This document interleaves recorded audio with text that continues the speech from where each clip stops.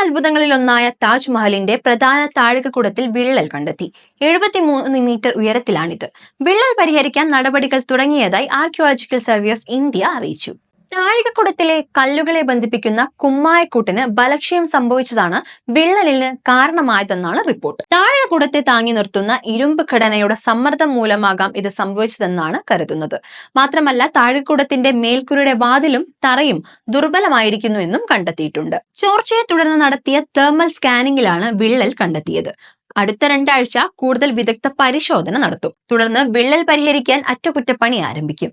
ചോർച്ച പൂർണ്ണമായി പരിഹരിക്കാൻ 6 മാസം സമയമെടുത്തേക്കുമെന്നും റിപ്പോർട്ടുണ്ട്.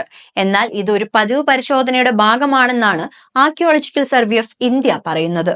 ആഗ്രയിൽ യമുന നദിക്കരയിൽ സ്ഥിതി ചെയ്യുന്ന താജ്മഹൽ മുഗൾ ചക്രവർത്തിയായ ഷാജഹാൻ തന്റെ പത്നി മുംതാസ് മഹലിന്റെ സ്മരണയ്ക്കായാണ് പണി കഴിപ്പിച്ചത്. 22 വർഷമെടുത്താണ് പൂർണ്ണമായും വെള്ളക്കല്ലിൽ ഈ സ്മാരകം പൂർത്തിയാക്കിയിട്ടുള്ളത്. 1983 ലോക പൈതൃക സ്ഥലങ്ങളുടെ പട്ടികയിൽ യുനെസ്കോ താജ്മഹലിനെ ഉൾപ്പെടുത്തി.